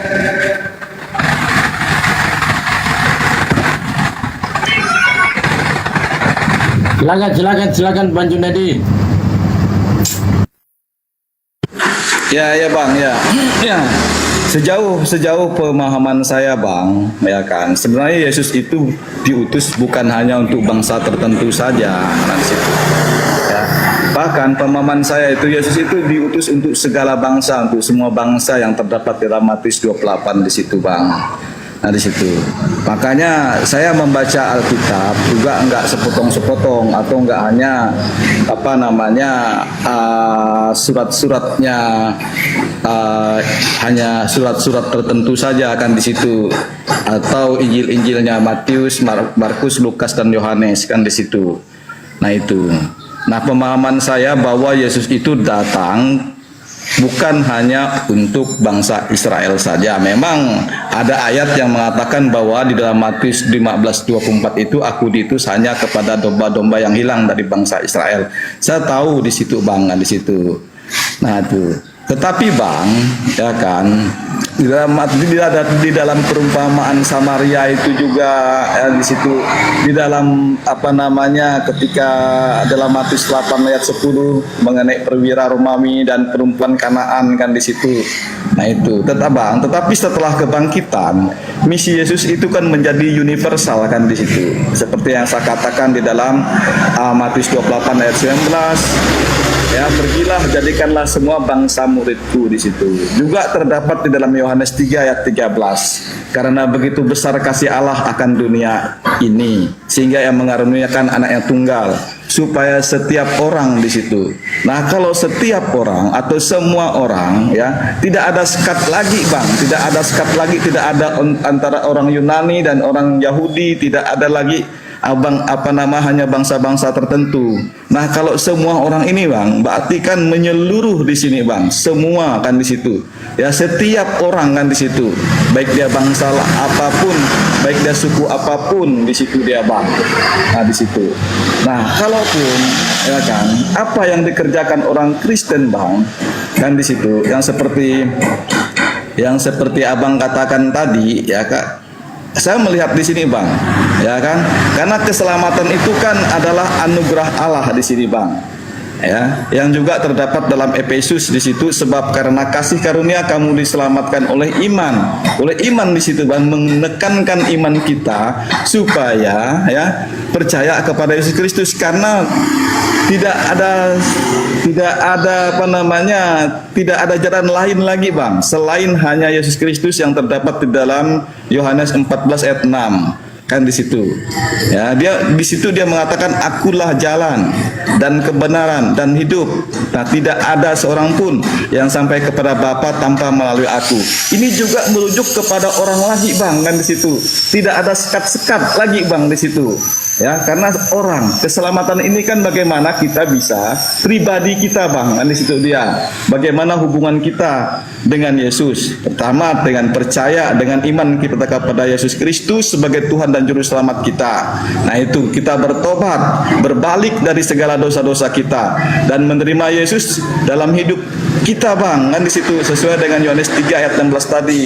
Lalu juga sesuai dengan ya Roma 10 ayat 9 mengaku Yesus adalah Tuhan di situ Bang. Nah, itu. Jadi perbuatan baik bukan untuk mendapatkan keselamatan bagi kita Bang, tetapi karena sudah diselamatkan, makanya iman tanpa perbuatan adalah mati yang di situ. Nah, ini adalah bukti perbuatan baik, adalah bukti iman yang hidup Bang. Bukan alat menebus dosa saja, bukan menebus dosa bukan menebus dosa dalam perbuatan baik kita. Kita berbuat baik itu karena sudah mendapatkan satu anugerah kan di situ. Makanya hidup dalam ketaatan dan pertumbuhan rohani kita Bang, hidup menurut ajaran Kristus, mengasihi sesama, menjauhi dosa dan bertumbuh dalam iman. Nah, dalam Yohanes 14:15, jikalau kamu mengasihi aku, kamu akan menuruti perintahku. Nah, disitulah ya, orang Kristen itu ya melihat bahwa keselamatan itu adalah anugerah yang harus diterima oleh iman kita dan dinyatakan lewat hidup kita supaya kita berubah, berbuat baik supaya selamat, melainkan diselamatkan lalu berbuat baik. Bukan begitu Bang. Nah, itu intinya. Ya, keselamatan itu ya karena iman kita kepada Yesus Kristus Bang. Nah, itu. Saya rasa Nah, itu. Ya. Saya rasa itu dari saya Bang. Ya. Memang ada perbedaan tapi saya menghargai aja kan di situ ya. Iya. Saya ingin membacakan dalil di dalam kitab Tauratnya orang Yahudi ya. Musa memanggil seluruh orang Israel berkumpul dan berkata kepada mereka, dengarlah hai orang Israel, ketetapan dan peraturan yang pada hari ini kuperdengarkan kepadamu, supaya kamu mempelajarinya, supaya kamu melakukannya dengan setia. Tuhan Elohim kita telah mengikat perjanjian dengan kita di Horeb. Bukan dengan nenek moyang kita Tuhan mengikat perjanjian itu, tetapi dengan kita yang ada di sini, yang hidup pada hari ini, kita semua yang masih hidup. Apa itu? Taurat diberikan kepada kita. Dengarlah hai orang Israel. Pertanyaan saya kepada saudara, saya tambahkan satu dalil. Ulangan 33. Inilah berkat yang diberikan Musa, hamba Allah itu kepada orang Israel sebelum Musa mati. Berkat Musa mati. Berkat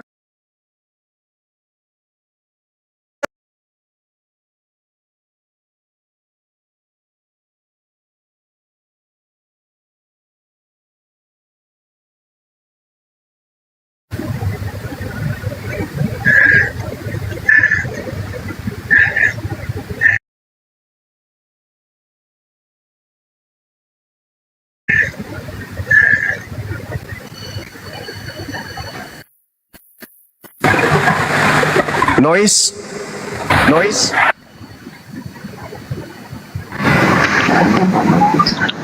Noise katanya, noise. Lanjut Gurunda. Beliau alina mana?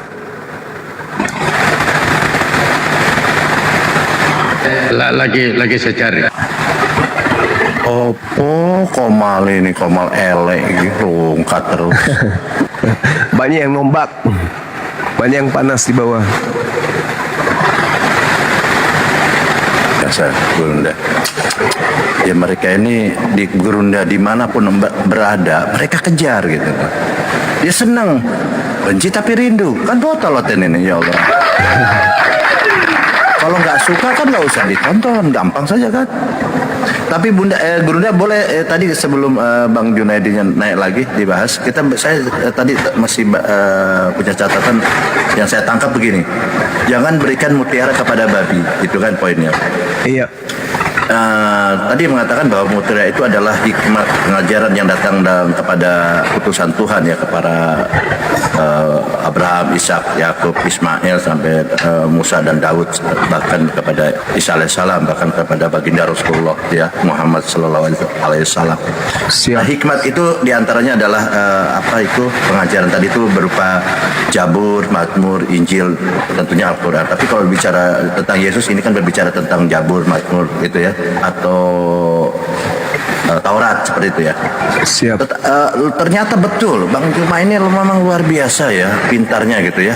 Ketika mengatakan bahwa Injil atau Taurat, Mazmur, Jabur ini Injil ini adalah hikmat, betul. Ini saya membaca nih karena saya ini kan sebenarnya punya data ini udah lama saya simpan. Ternyata Bang Juma ini dengan saya ini nggak jauh beda, pintarnya gitu sedikit aja gitu. Betul. Kan Pak Bang Juma oratornya pintar gitu. Kalau baca saya di Mazmur 19 ayat 7 dikatakan gini, Taurat Tuhan itu sempurna, menyegarkan jiwa, peraturan Tuhan itu teguh, memberikan hikmat, dia bilang. Luar biasa, wah, Allahu Akbar. Luar biasa nih Bang Juma ini ketika membahas, dia menarasikan begitu, menginterpretasikan seperti itu. Oke, dia lanjut. Itu aja Bang Juma. Ternyata ada di Mazmur 19 ayat 7. Silakan Bang Juma, ini anak saya bilang ayah terus kacau. Lanjut Bang Juma. Iya, jadi dalam bahasa Ibrani-nya itu disebut hakam. Hakam itu artinya tindakan yang membuat orang itu memilih untuk bijak, memilih untuk arif, disebabkan karena pengetahuan atau ilmu. Jadi orang bisa bijak, bisa arif karena pengetahuan. Jadi hakam dalam bahasa Ibrani itu artinya hikmat, yang adalah cakupan intisari daripada keilmuan. Sedangkan mereka tidak diberi ilmu.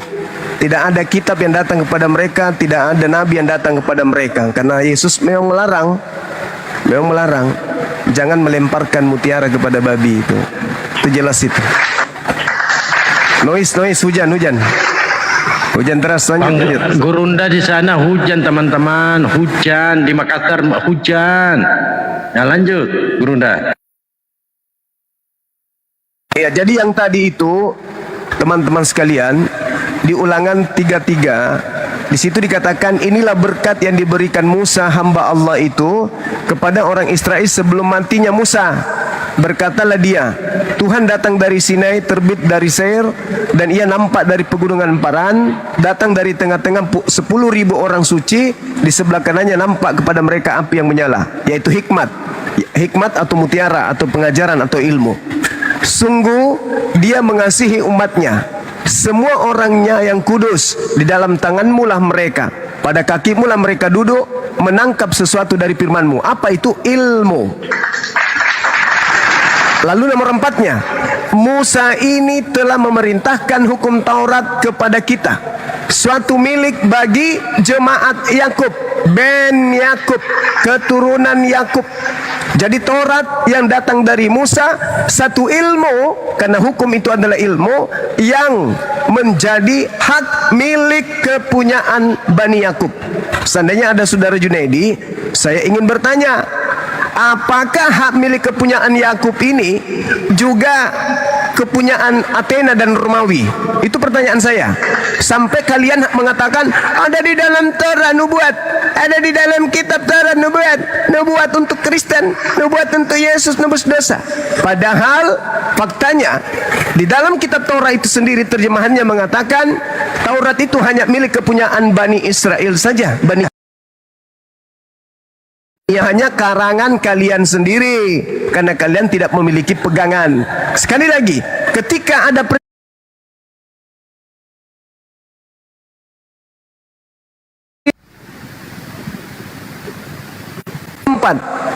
apa khotbah Yosua 4? Setelah seluruh bangsa selesai menyeberangi sungai Yordan. Apakah seluruh bangsa, maksudnya seluruh bangsa orang Indonesia juga ada pada saat itu? Seluruh bangsa, ketika Bani Israel berbicara seluruh bangsa, maksudnya adalah Bani Israel dari 12 suku bangsa itu. Jadi tidak ada kemudian inilah pergilah ke seluruh bangsa. Bangsa yang dimaksud 12 suku bangsa. Makanya Yesus mengatakan, aku diutus hanya kepada domba yang sesat dari umat Israel. Yesus berpesan kepada ke-12 muridnya agar jangan ke bangsa lain, tapi pergilah kepada domba-domba yang sesat dari umat Israel. Jadi seluruh bangsa yang dimaksud di situ adalah Bani Israel, 12 suku bangsa, bukan kepada kita. Makanya tadi tidak ada jawaban teman-teman. Ketika dia menjadikan surat Korintus untuk memurtadkan orang, saya katakan bahwa Korintus itu adalah surat Paulus untuk orang-orang yang ada di selatan Yunani, bukan untuk yang ada di Indonesia. Nggak ada bantahan. Jadi sekali lagi saya katakan, Saudara Junaidi hanya doktrin, hanya dogma, mengklaim ucapan-ucapan Yesus sebagai ucapan kepada orang Kristen, padahal tidak. Itu ucapan Yesus tidak diberikan kepada anjing dan babi. Jadi ketika Yesus mengatakan, barang siapa yang percaya kepadaku, seperti misalnya yang saya terangkan tadi, Yohanes 21 nomor 17, gembalakanlah domba-dombaku. Domba-domba yang dimaksud di sana adalah Bani Israel. Kemudian ketika dikatakan dalam Yohanes 14:15, jikalau kamu mengasihi aku, kamu akan menuruti segala perintahku. Kamu di situ bukan anjing, kamu di situ bukan babi, kamu di situ adalah domba Israel. Tolong Saudara Junaidi pakai akal, pakai otak. Anda masih ada kesempatan untuk waras, jangan gila permanen. Demikian.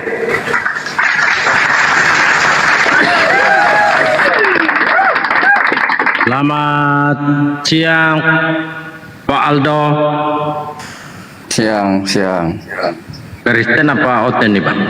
Kristen. Hah? Kristen. Cite? Apa itu cite Bang? Silakan, mungkin ada yang ingin mau ditanggapi dari narasi Bang Suma. Silakan. Bukankah aku dan Bapak adalah satu? Silakan disampaikan Bang. Dari mana aku dan Bapak itu beda? Jelas-jelas satu. Bapak itu pencipta, Yesus manusia. Satu. Bapak itu sumber. Ya, sumber. Alam semesta ini sumbernya apa?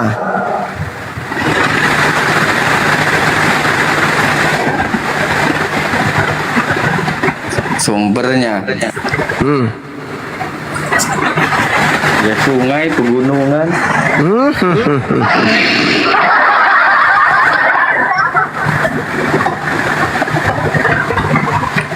Segala sesuatu di luar Tuhan itu bukan Tuhan. Mau dia anaknya ke, tantenya, pamannya, sepupunya, di luar Tuhan itu bukan Tuhan. Yesus itu manusia. Di ufuk yang berbeda, Bapa itu bukan manusia. Dia adalah Khalik, pencipta. Jadi Yesus dan Bapa itu beda, tapi satu misi. Apa itu? Mengajarkan Bani Israel agar kembali menyembah kepada Tuhannya Nabi Musa alaihissalam. Misinya itu. Tapi dalam hakikat Yesus mengatakan aku dan Bapa adalah dua. Di mana Yesus katakan itu? Yohanes 8:29, Yohanes 8 nomor 17-18. Aku dan Bapa adalah dua.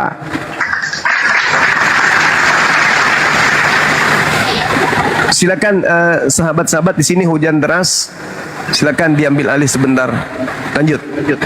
Siap Runda. Ya, memang di sini hujan.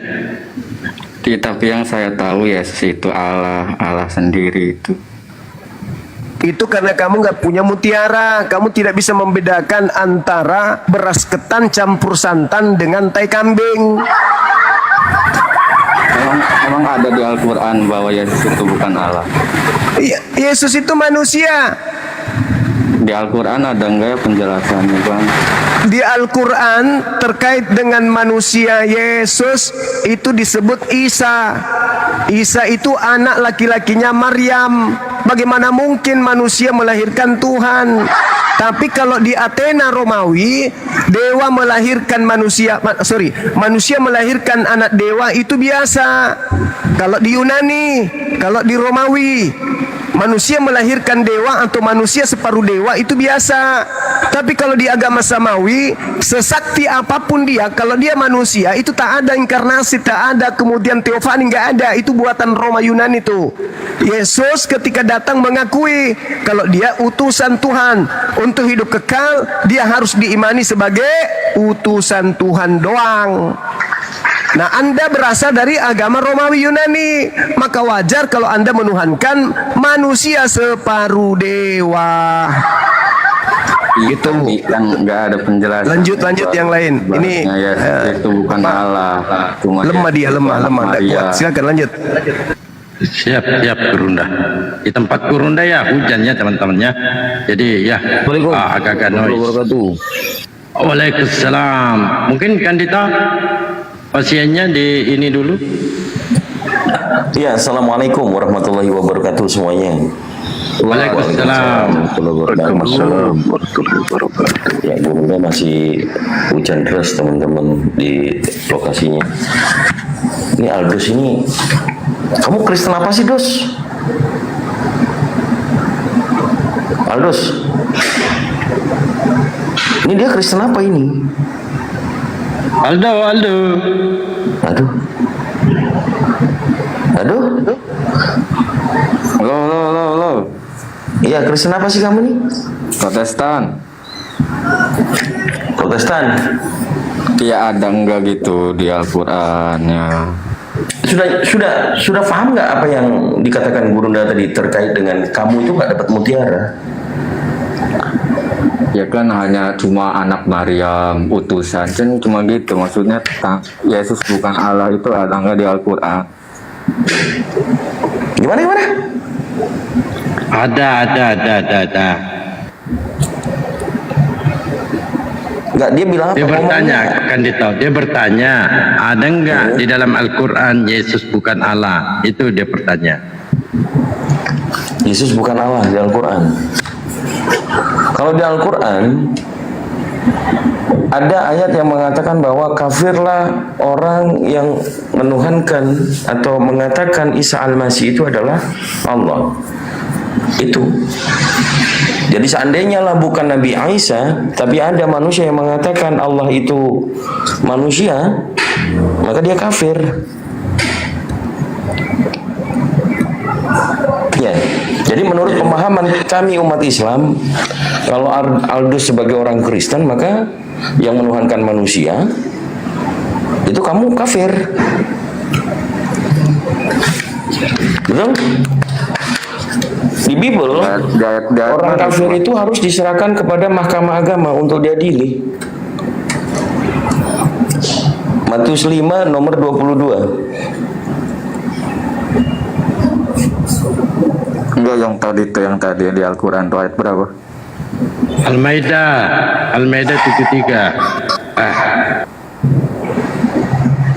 Gimana? Ntar saya lihat dulu.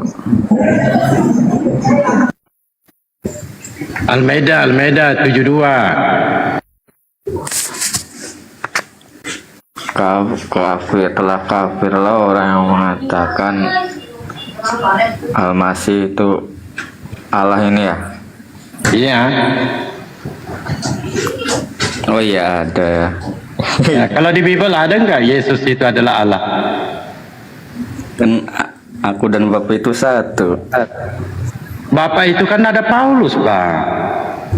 Nah, ketika Yesus berdoa kepada Bapak enggak mampu berbuat apa-apa juga. Nah, ketika dia berdoa kepada Tuhannya umat Islam, maka Tuhannya umat Islam menghidupkan Yesus.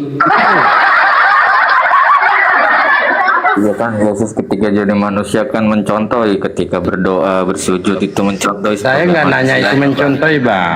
Yang kita bahas di sini, Anda meminta. Ada nggak dalilnya di dalam Al-Quran Yesus bukan Allah? Ada.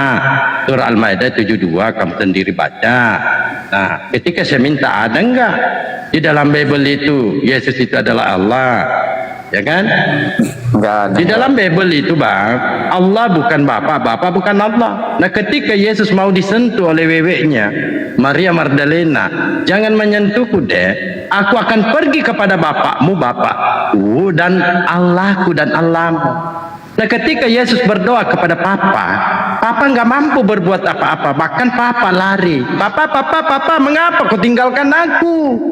Nah, seandainya Papa tidak lari kencang, dia jawab, aku takut. Ya, tetapi ketika dia berdoa kepada Tuhannya umat Islam, di Lukas 6:12, Tuhannya umat Islam menghidupkan Tuhanmu. KPR 232, Yesus inilah yang dihidupkan oleh Tuhannya umat Islam. Siapa? Allah Subhanahu wa Ta'ala. Nah, silakan. Lanjut. Ya ketika disalib kan dia kesakitan, Bang. Ya, kesakitan justru di situ kau berpikir bagaimana mungkin Tuhan dipaku-paku lalu dia nangis kesakitan. Mana sih? Pakai pikiranmu di situ. Kau berpikir dulu, kuncikan akalmu sejenak saja, minimal 1 menit. Coba pakai akalmu, coba. Iya itu kan menebus umat manusia itu di atas salib. Terserah dia mau nembus BPKB motor saya, nggak ada urusan. Coba berpikir 1 menit aja. Dia berpikir, rela coba. disalib itu kan, dia rela disalib gitu kan. Bagaimana dia rela disalib? Dia sembunyi loh, dia nangis loh. Bapak, selamatkan aku Bapak. Dia berdoa kepada Tuhannya untuk meminta keselamatan atau diselamatkan dari kematian. Karena Bapak tidak mampu berbuat apa-apa, maka Tuhannya umat Islam turun tangan menghidupkan Tuhanmu. Itu loh. Tapi ketika Yesus itu mati, itu siapa sih yang mematikannya? Mematikan Yesus ini adalah Hansip Romawi. Yang nyabut nyawa Yesusnya itu. Ya, Hansip Romawi. Gimana sih? Ketika Hansip Romawi menombaknya belum berhasil, maka dia racunlah Yesus. Ya, diracun. Baru dia metong. Bapak, semua sudah selesai. Bang, gua baca Yohanes 19:29 sampai 30. Kau baca coba itu. Abang ini nggak pernah baca Bible ya? Tapi kalau itu kan bangkit, itu pembangkitan itu ada. Ya bangkit karena Tuhannya umat Islam maha kasih. Bismillahirrahmanirrahim. Dengan nama Allah yang maha pengasih lagi maha penyayang. Saking maha kasihnya Tuhannya umat Islam sehingga menghidupkan Tuhannya Kristen walaupun sudah diacak-acak. Ya toh? Katanya ini katanya lama. Kalau Nabi Isa alaihissalam tidak disalib, kalau Nabi Isa alaihissalam, kalau Yesus Tuhanmu yang dari Yunani itu dibantai dia. Bukan dibantai, emang dianya rela gitu, emang skenario. Bukan rela, kalau dia rela paman, kalau dia rela ngapain dia sembunyi? Ngapain dia nangis? Gak ada yang sembunyi orang dia. Kau baca Matius 26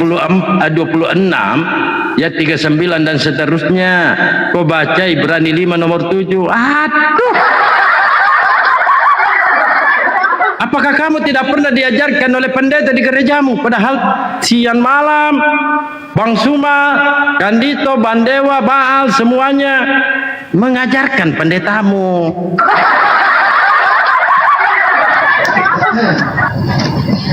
Makanya di gereja jangan salto-salto, baca Bible. Enggak ada yang salto-salto, enggak. Coba dengan saya Pak, padahal Bo. Ya, silakan. Baik. Pak Aldos, pikiran itu kan ibarat yang namanya parasut ya. Pikiran Pak Aldos ini ibarat parasut. Itu harus dibuka dulu, baru bisa dikembangkan, Pak. Kami umat Muslim di sini mengajak yang namanya Bapak itu pintar, Pak. Mengajak Bapak itu pintar.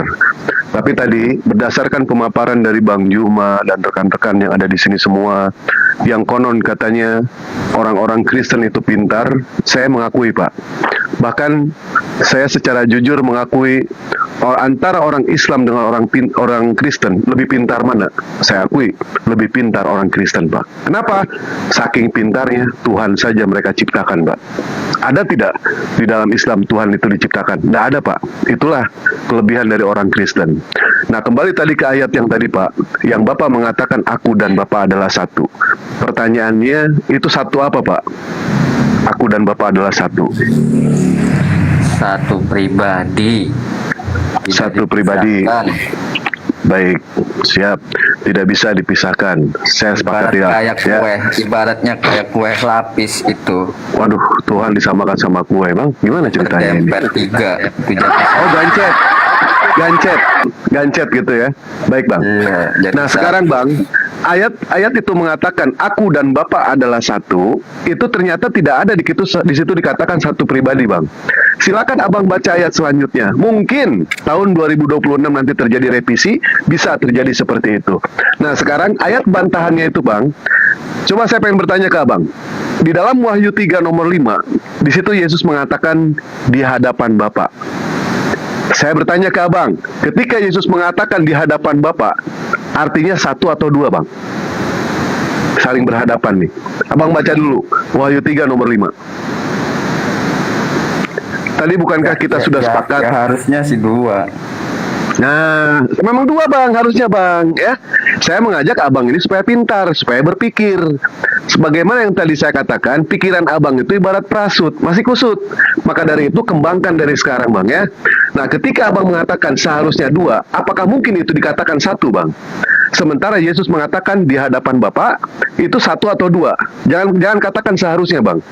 Gunakan akal Abang di situ, logika Abang. 1 atau 2 di situ? 2, baik. Berarti bantahan yang mengatakan aku dan Bapa adalah satu, itu gugur, Bang, ya. Nah, sekarang, Bang, di dalam Yohanes 5 nomor 26, di situ dikatakan Bapa punya hidup sendiri, Yesus punya hidup sendiri. Itu artinya 2 atau 1, Bang?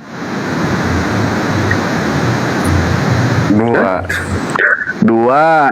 Di dalam Wahyu 22 nomor 1 sampai nomor 3, di situ dikatakan lagi, ada tahta Bapa, ada tahta Yesus. Itu 1 atau 2? 2. Terpisah atau gancet itu menurut Abang? Jadi 1 kayak kue lapis itu. Astagfirullahaladzim, Bang. Itu tidak jadi 1, Bang. Tetapi itu dikatakan 2. Aku dan Bapa adalah 1, dibantah di dalam Wahyu 3 nomor 5, di dalam Kisah Para Rasul 7:55.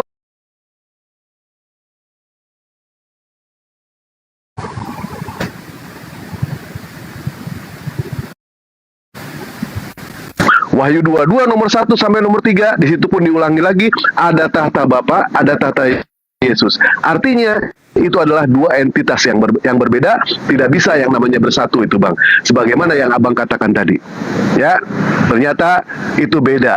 Nah, itu ayat yang saya sajikan tadi, ternyata Abang bantah semuanya. Nah, terus pertanyaan saya, apakah ketika di dunia Yesus itu Bapa atau bukan, Bang? Bukan. Artinya sama atau beda? Sama. Ah, gimana ini? Bukan kok dikatakan sama. Gimana sih otaknya Abang ini? Coba, Bang. Berpikir lagi secara logika, Bang. Ya, berpikir lagi. Ketika Abang tadi mengatakan Yesus itu adalah bukan Bapa, itu artinya, Bang, itu beda, bukan sama. Nggak ada mutiara. Oh gitu, Bang. Siap.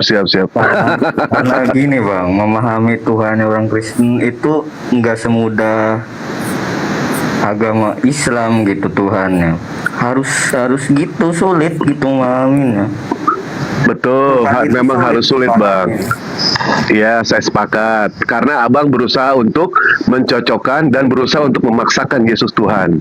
Andaikan abang mengakui Yesus itu adalah utusan, bang, utusan, itu sangat mudah, bang. Tidak mungkin yang namanya Tuhan alam semesta menurunkan satu tuntunan kepada umatnya, yang umatnya itu bikin bingung, yang bikin umatnya itu mempersulit. Tidak mungkin, bang. Karena kita tahu berapa banyak ayat-ayat di dalam Bible yang mengatakan Yesus itu adalah utusan. Bukan Tuhan, bang. Bukan. Bagaimanapun abang mencari celah, menuhankan Yesus menggunakan dalil itu akan dibantah dengan dalil juga. Mana yang harus abang ikuti? Apakah dalil A? Apakah dalil B? Sementara dalil Yesus mengatakan Tuhan itu tidak ada sama sekali. Orang-orang Kristen itu sangat suka yang namanya ayat remang-remang. Tahu ayat remang-remang, bang? Ayat remang-remang. Mereka nggak suka yang namanya yang jelas-jelas dalil itu dikatakan secara gamblang. Contoh, Yohanes 17 nomor 3. Inilah hidup yang kekal, mengenal engkau satu-satunya Allah yang benar dan Yesus Kristus yang telah engkau utus. Ini ayat gamblang, bang.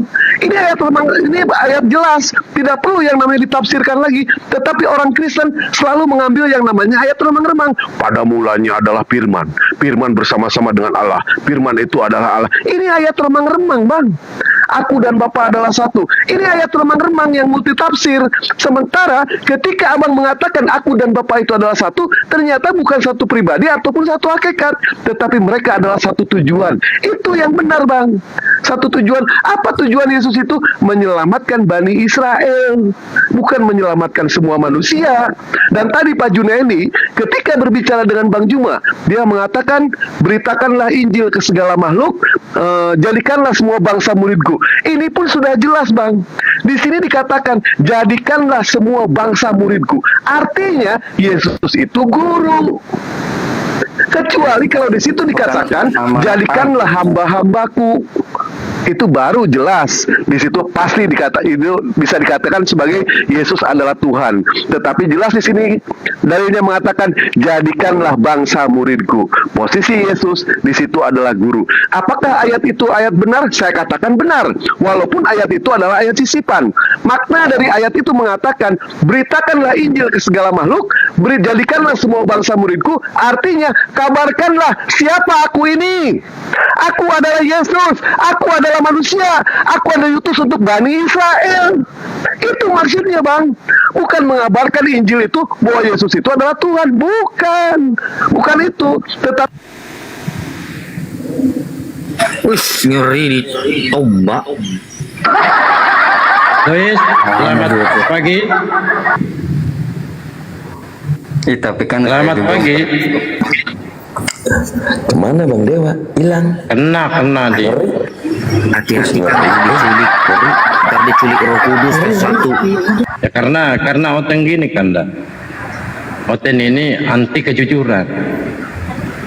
Betul nggak, Bang Aldo? Iya, saya juga kan percaya Yesus itu nabi. Yesus itu orang hebat, utusan juga, nabi, raja, Tuhan. Nah, waktu Yesus jadi orang hebat, dia jadi nabi, siapakah Tuhan? Yesus. Jadi Yesus nabi, Tuhan juga? Iya, sekaligus dia. Wah, hebat ini.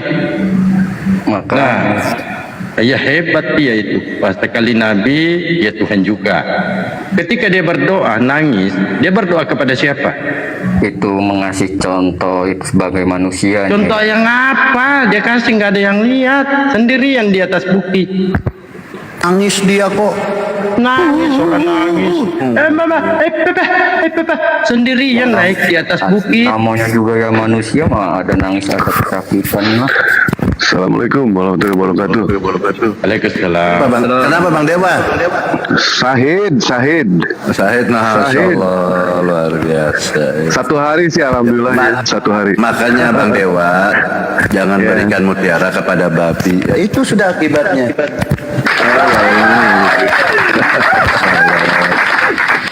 Babi kok enak. Ya, babi memang enak, Bang, karena itu adalah ujian, Bang. Karena di dalam Islam itu, Bang, Allah menciptakan makhluk itu, Bang, ada 3, Bang.